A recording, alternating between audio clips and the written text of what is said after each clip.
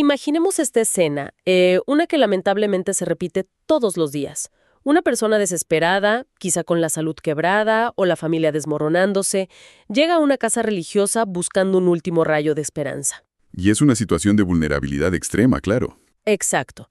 Se sienta, expone su dolor y en lugar de recibir consuelo inmediato, o digamos, una guía espiritual accesible, se le entrega un presupuesto para ceremonias que rivaliza con la cuota inicial de un automóvil, o peor, con los ahorros de toda una vida. Sí, es una realidad que duele ver. Y ante este escenario surge una pregunta que atraviesa los cimientos de la práctica actual. ¿En qué momento los oráculos empezaron a hablar el lenguaje de Wall Street? Bienvenidos a Africanismo en el Portal. Un espacio necesario, más que nunca. Totalmente. En el análisis profundo de esta clase, la misión es desmenuzar las inmensas tensiones entre la economía moderna y la espiritualidad tradicional africana. Hoy vamos a diseccionar por qué parece que IFA, un sistema concebido para salvar a la humanidad, se percibe cada vez más como un camino exclusivo para quienes tienen altos recursos económicos. Es un punto de partida doloroso, estoy convencido de ello, pero absolutamente indispensable para quienes caminan esta fe. Claro, hay que hablar de lo que incomoda. Sí, porque para abordar esta distorsión, resulta imperativo establecer la naturaleza fundamental de la práctica. A ver, IFA es, en su raíz más profunda, un sistema de conocimiento milenario. Es un mapa cartográfico del destino humano y un código de ética inquebrantable. No nació como un catálogo de servicios, ¿verdad? Exactamente. Jamás fue diseñado en la antigüedad como un modelo de negocios ni como un menú de servicios espirituales. Y al validar la preocupación de quienes ven la fe como una transacción inalcanzable, damos el primer paso para diagnosticar la enfermedad que aflige a la práctica moderna. Entiendo. Es que cuando los sagrados envuelven una etiqueta de precio prohibitivo, el puente entre el mundo espiritual, el plano material y el ser humano que busca auxilio colapsa por completo. Colapsa de una manera estrepitosa. Y deja a la persona peor de lo que llegó. Detengámonos en ese colapso, porque para comprender la etiqueta de precio que se exige en el presente, la lógica dicta que debemos retroceder a la economía del pasado. ¿Un viaje en el tiempo necesario? ¿Sí? Resulta imposible diagnosticar la comercialización actual sin examinar cómo operaba, digamos, la moneda espiritual en las sociedades agrarias de África Occidental, donde este sistema nació. ¿El concepto moderno de transacción monetaria ni siquiera existía en el contexto original de IFA? El contraste es radical y explica gran parte de la crisis actual. En los tiempos antiguos, en las aldeas tradicionales yoruba, el sacerdocio funcionaba dentro de un tejido comunitario basado en la reciprocidad absoluta. O sea, el intercambio no era financiero. Para nada. El intercambio era de sustento y energía. Una persona acudía al sacerdote de Ifá, al babalawo, y a cambio de la guía y la restauración de su destino, ofrecía lo que su entorno y su esfuerzo le proporcionaban. Claro, lo que producía con sus propias manos. Exacto. Podía ser parte de su cosecha de llame, aceite de palma o animales que había creado durante meses, o incluso el trabajo manual de reparar el techo de la casa del sacerdote. Era una dinámica comunitaria, de sostenimiento mutuo. Así es. El babalawo dedicaba su existencia a estudiar los misterios del universo, y la comunidad se aseguraba de que no muriera de hambre. El ecosistema se sostenía en el sustento mutuo, no en la acumulación de capital ni en generar riqueza individual. Esa descripción redefine por completo el concepto de Ebo, una palabra que hoy, francamente, aterroriza a tantas personas en la comunidad. Y con justa razón, por cómo se ha tergiversado. Claro, porque en la modernidad, escuchar que hay que hacer un Ebo se asocia automáticamente con el vaciado de una cuenta bancaria. Pero si analizamos el mecanismo ancestral que describes, el valor de ese sacrificio no radicaba en un precio de mercado, sino en la transferencia de una energía vital. Ahí radica el núcleo del malentendido moderno. A ver, el Evo, que a veces traducimos de manera muy simplificada como sacrificio o ritual de alineación, es en realidad un mecanismo de transferencia de AC. AC, ¿la energía vital? Exacto, el poder vital o la energía dinámica del universo. Históricamente, el valor de un Evo se medía por el nivel de sacrificio personal, por el esfuerzo que implicaba para el practicante desprenderse de algo valioso. Entregar algo que realmente costó trabajo conseguir. Si entregar una cárdara o una canasta de vegetales cultivados con sudor propio representaba un desprendimiento de energía literal. El universo espiritual respondía a esa vibración de sacrificio y fe, no a un valor nominal en una moneda. Claro, la divinidad no revisaba un tabulador de precios, no. Exactamente. La divinidad medía la intención, el esfuerzo y el desapego material del individuo ante su propio destino. Ahora, tratar de superponer ese modelo agrario milenario a la realidad de una gran metrópolis en pleno siglo XXI genera una fricción inevitable. Una fricción enorme, sí. Es como intentar operar el trueque de una aldea utilizando una tarjeta de crédito internacional en una capital moderna. El espíritu humano, la necesidad de sanar el cuerpo físico y el alma, permanece inalterable. Sin embargo, el medio material ha mutado drásticamente. Y eso es innegable. Hoy la espiritualidad existe dentro de un mercado implacable. Totalmente. Las hierbas sagradas ya no se recolectan caminando hacia el bosque comunal. Deben ser importadas, pasando por aduanas, pagando fletes internacionales. Los animales, las herramientas, los espacios físicos para realizar las ceremonias, todo eso está sometido al peso aplastante de la inflación, los impuestos y los alquileres urbanos. Negar esta realidad material sería un ejercicio de romanticismo inútil. Vivir de espaldas a la realidad económica del siglo XXI no ayuda a nadie. Y ciertamente no sostiene una tradición religiosa en el tiempo. Es que no se puede sostener del aire. Claro. Nos guste o no el sistema económico global, cada elemento físico necesario para materializar la energía espiritual en este plano tiene un costo. Los altares, las ofrendas, la infraestructura para recibir a quienes buscan ayuda. Todo eso requiere un soporte financiero real. Porque la red comunitaria que antaño alimentaba el sacerdote ya no existe en nuestras ciudades. Desapareció casi por completo. Por lo tanto, el mantenimiento de la fe y de los espacios consagrados recae irremediablemente en la dinámica del dinero. El problema, a mi modo de ver, no es que el dinero exista dentro de la práctica. Sino qué lugar ocupa. Exactamente. El problema es qué lugar ocupa en la jerarquía de prioridades éticas del religioso. Bueno, eso cubre el aspecto puramente logístico y material de los rituales. Pero esa justificación introduce otro componente infinitamente más complejo. Me refiero al valor del conocimiento y el peso del sacerdocio en sí mismo. Un tema delicado pero crucial. Porque no solo se pagan las hierbas o los materiales, ¿verdad? Se remunera a la persona que dirige la ceremonia. Y percibo que existe mucha confusión o incluso minimización respecto a lo que implica verdaderamente la formación religiosa. Sí, la figura del sacerdocio, especialmente la del babalawo, es frecuentemente subestimada desde el exterior. Muchas personas observan un ritual que dura un par de horas y creen que ese es el inicio y el fin de todo el trabajo. Solo ven la ejecución final. Claro, ignoran por completo la inmensa carga psicológica, energética y académica que recae sobre los hombros de esa persona. Convertirse en sacerdote de Ifá no es asistir a un curso de fin de semana. Ni memorizar mecánicamente un par de rezos, supongo. No, para nada. Exige años de estudio riguroso.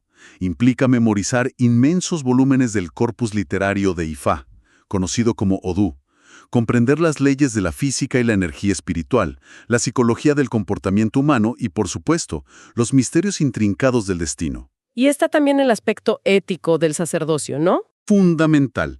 Exige vivir bajo el estricto código del iguapele, el buen carácter o carácter gentil. Esto obliga al sacerdote a mantener una ética intachable frente a la adversidad. Es una vocación que consume madrugadas, que aísla en ocasiones y que exige sostener los traumas, los miedos y la carga kármica de cientos de personas. Entiendo la teoría detrás de eso y reconozco la carga monumental que describes. Pero, a ver, pongámonos en los zapatos de quien llega con desesperación, la escena que describimos al principio de nuestra clase. Sí, la persona que busca ayuda urgente. Exacto. Si la espiritualidad tiene como máxima ley salvar vidas, sanar y alinear destinos, resulta muy difícil reconciliar esa idea de la compensación justa cuando a una familia promedio se le exigen miles de dólares, sumiéndola muchas veces en deudas de por vida. Es una contradicción terrible. Entonces la pregunta obligada es, ¿en qué punto esa compensación cruza la línea y convierte al sacerdote, en la práctica, en un guardián de peaje del destino. ¿Acaso no rompe esto la premisa fundamental de que Ifá es para la humanidad entera? Esa es la herida más profunda de nuestra práctica contemporánea. Y es una observación dolorosamente acertada. La necesidad de sustento se ha convertido en el caballo de Troya por donde se ha infiltrado la avaricia. El caballo de Troya, qué buena analogía. Es que el principio fundamental del Igua Pelé, ese buen carácter que mencionaba, establece límites éticos muy claros. Cuando la compensación deja de ser un medio para la supervivencia digna del sacerdote y se convierte en un instrumento de enriquecimiento desmedido, la tradición se corrompe. Se desvirtúa por completo. El límite se cruza exactamente cuando el precio se transforma en una barrera de exclusión. Si la guía para salvar una vida solo está disponible para quien puede liquidar un fondo de inversión o vender una propiedad, entonces ya no estamos hablando de sacerdocio.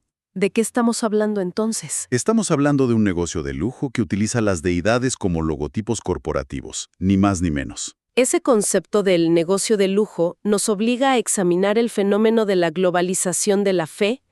Ifá trascendió las fronteras del continente africano, se enraizó fuertemente en América, viajó a Europa e incluso a Asia. Una expansión maravillosa desde un punto de vista. Totalmente. Esta universalidad demuestra el poder de la tradición, pero al cruzar esas fronteras, colisionó de frente con el hipercapitalismo occidental. Y las dinámicas de mercado parecen haber contaminado hasta el altar. Es que la expansión mundial trajo una bendición inmensa, que es la preservación y el encuentro de millones de personas con su matriz espiritual. Pero el efecto secundario de asimilarse en sociedades hipercapitalistas fue la comercialización de la identidad religiosa en sí misma. Se convirtió en un producto más de consumo. Exacto. La fe empezó a ser empaquetada y promocionada bajo las mismas estrategias del marketing empresarial.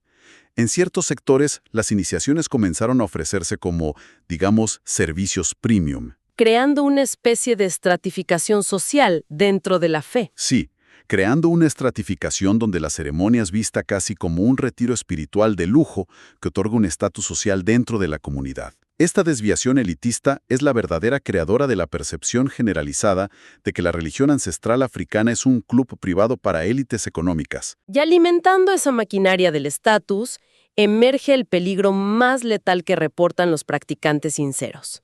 Me refiero a la proliferación de los llamados sacerdotes express. Un peligro gravísimo para la tradición. Individuos que, observando el potencial lucrativo de esta espiritualidad empaquetada, deciden iniciarse con el único objetivo de obtener un título para facturar.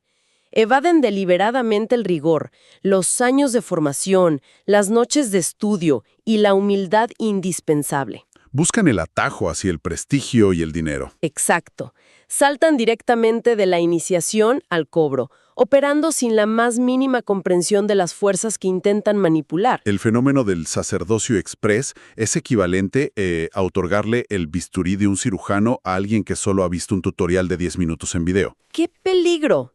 Y operando a corazón abierto. Así de grave es. IFA requiere un proceso de maduración interna que no admite atajos de ningún tipo. Cuando el objetivo principal de una consagración es el retorno de inversión económica rápida, la ética desaparece de la ecuación por completo. Ya no hay vocación de servicio. Ninguna. Estas personas no ven a un ser humano desgarrado por el dolor buscando orientación. Ven un objetivo comercial, un número en una hoja de cálculo. Buscan la reverencia pública y el dinero, pero huyen aterrorizados de la inmensa responsabilidad kármica que implica alterar o siquiera intentar corregir el destino de otra vida. Y es vital profundizar en la mecánica de ese daño, porque el impacto de un mal sacerdote no se limita a la pérdida financiera del estafado. Ojalá fuera solo dinero. El desastre es profundamente energético y psicológico. El daño a nivel de energía puede tardar años en repararse. Porque un sacerdote carente de preparación adecuada no comprende el lenguaje binario de los oráculos. Al interpretar mal los signos, diagnostica mal el problema espiritual de la persona. Y al realizar rituales sin el conocimiento de cómo dirigir verdaderamente la C, termina invocando fuerzas desequilibradas o cerrando caminos que debían abrirse. Es una negligencia espiritual absoluta. Y aquí entra la paradoja más perversa del mercado espiritual moderno. La calidad real del sacerdocio en estos casos express es paupérrima, nula. Pero para crear una ilusión de poder infalible, estos falsos guías exigen sumas astronómicas. Es una manipulación psicológica de manual. Fíjate, se apoyan en una falacia muy arraigada en la mente moderna, la creencia subconsciente de que el alto costo es garantía absoluta de alta eficacia. Si es caro, debe ser bueno, piensa mucha gente. Exactamente. Al carecer de resultados tangibles y de verdadero conocimiento teológico, compensan creando una fachada de exclusividad y poder. Se visten con ostentación, exigen obediencia ciega y fijan tarifas inalcanzables. Lo cual va en contra de todo lo que es Ishua Pelé. Totalmente. Un babalao auténtico, que camina con la ética de Ishua Pelé, demuestra su jerarquía espiritual en la capacidad de transformar positivamente el entorno y el destino de quienes acuden a su estera, no en la soberbia de sus honorarios. La explotación mercantilista mancha de manera injusta el prestigio de una ciencia espiritual que ha sobrevivido milenios por su innegable eficacia. Todo este análisis pinta un panorama un tanto sombrío. Un mundo donde la oferta de sacerdotes éticos parece escasa frente a la inmensa demanda de personas sufriendo en una sociedad cada vez más hostil. Puede parecer desalentador, sí. Si la situación se reduce a pagar sumas irreales o quedar abandonado a la suerte, estaríamos confirmando la premisa inicial de que esto es solo para ricos. Sin embargo, sabemos que los textos sagrados de Ifá contienen soluciones para esto. Y llevando la conversación hacia la aplicación y la esperanza, existe un principio de adaptación que me parece brillante. Es uno de mis conceptos favoritos, de hecho. Y aquí es vital utilizar una analogía para entender la mecánica de cómo la espiritualidad soluciona la falta de recursos económicos en la vida real. El principio de adaptación es quizás la mayor muestra de compasión dentro de la filosofía yorubá. La deidad de la sabiduría entiende perfectamente las limitaciones humanas. No exige lo imposible. Jamás. Si una persona llega en busca de alineación y su realidad material le impide adquirir los elementos prescriptos inicialmente por el oráculo, un sacerdote con verdadero entrenamiento sabe cómo invocar el principio de sustitución energética. Es decir, la tradición no cierra la puerta por falta de fondos. Bajo ninguna circunstancia. Las fuerzas de la naturaleza reconocen la pureza de la intención y el dolor genuino, permitiendo que elementos humildes reemplacen a los más costosos, siempre y cuando la devoción y el profundo conocimiento del sacerdote estén presentes. Claro, y profundizando en esa analogía de la medicina rural que comentábamos antes, imaginemos a un médico de vocación profunda en un pueblo remoto.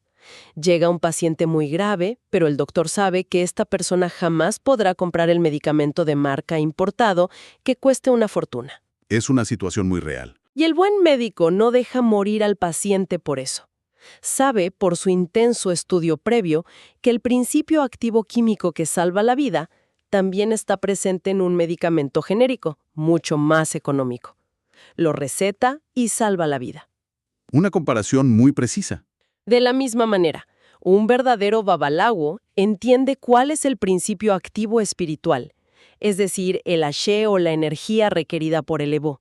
Si no hay dinero para un sacrificio mayor, el sacerdote sabe invocar la misma energía pacífica utilizando elementos sencillos. Elementos como agua fresca, plegarias y encantamientos específicos. Los Ofo, no. Conoce la mecánica interna del universo y logra el mismo resultado sanador sin llevar a la persona a la bancarrota. Esa es la mecánica espiritual explicada a la perfección.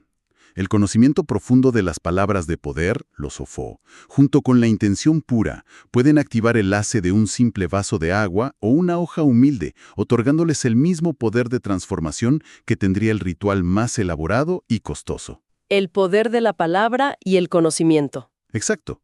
Pero, y esto es crucial para mantener un análisis equilibrado en este espacio, existe también una inmensa responsabilidad del lado de la persona que busca ayuda. Esto es importante. La responsabilidad del practicante. Sí, porque a menudo el practicante o el recién llegado comete el error de minimizar el desgaste del sacerdote. Ante el primer obstáculo económico se juzga apresuradamente bajo la premisa de que todo esto es una estafa carísima, ignorando por completo la magnitud invisible del trabajo. Claro, exigir que un ritual que toma días de preparación física, mental y energética se realice de manera gratuita o a un costo irrisorio revela una profunda ignorancia sobre cómo opera el intercambio universal. Es una falta de entendimiento de las leyes cósmicas, francamente. Si el Evo requiere sacrificio, el consultante que se niega a realizar el mínimo esfuerzo material dentro de sus propias posibilidades está, en esencia, negándose a soltar la energía necesaria para curar su propio destino. Precisamente. Reducir un acto de alta magia y ciencia espiritual a una simple queja sobre el precio demuestra una grave ceguera ante el mundo invisible. Porque no es soplar y hacer botellas. Para nada, realizar un alineamiento de destino no consiste en recitar un par de palabras al aire. Significa que el sacerdote debe prepararse ceremonialmente, adquirir elementos físicos inevitables, absorber parte del impacto energético que trae la persona enferma o afligida. Y luego protegerse a sí mismo, imagino. Claro, realizar limpiezas posteriores para proteger su propia vida y la de su familia, e invertir horas de concentración absoluta. Exigir la gratuidad sistemática es una falta de respeto letal hacia el balance del universo. Tiene que haber una reciprocidad. Debe existir un punto de equilibrio donde el ser humano haga un sacrificio verdadero y doloroso en proporción a sus capacidades reales, para que la mecánica de las guasones se ponga en movimiento. Sin esfuerzo personal genuino no hay transformación espiritual. Bueno, a modo de síntesis, para ir reuniendo las piezas de esta compleja tensión que hemos analizado hoy en este encuentro de africanismo en el portal, es evidente que habitamos una dualidad. Una dualidad muy marcada. Por un lado, la advertencia es real. Existen estructuras y falsos líderes que han deformado la tradición, convirtiendo a IFA en un club VIP, un servicio exclusivo que lucra con el miedo y la desesperación ajena. Pero simultáneamente, sosteniendo los cimientos de la fe en la penumbra, existen miles de sacerdotes éticos trabajando incansablemente cada día. Que son la verdadera columna vertebral de esta religión.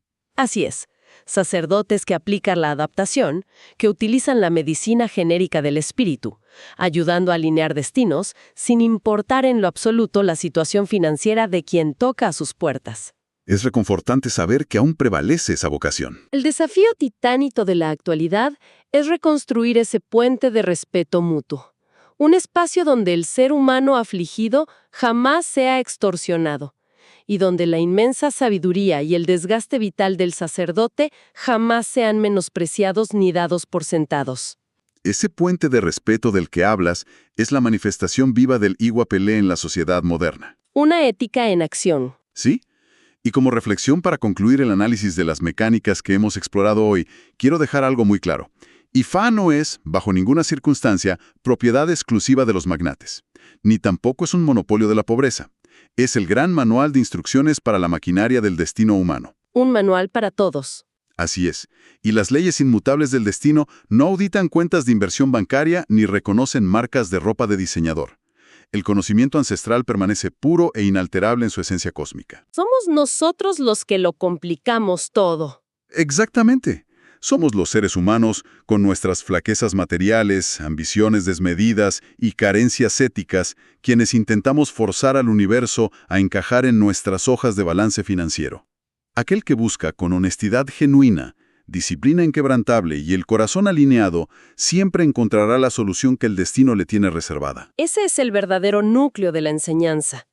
Al finalizar este recorrido, queda claro que el verdadero poder de esta milenaria ciencia jamás se medirá en el total impreso de una factura, ni en la ostentación de las herramientas ceremoniales. Jamás. La eficacia espiritual reside única y exclusivamente en la magnitud real de la transformación que experimenta la persona, en la paz mental inquebrantable que alcanza quien camina con respeto, paciencia y fe. Una paz que no se puede comprar en ningún mercado. Dejamos a quienes nos escuchan con una última inquietud para meditar en silencio.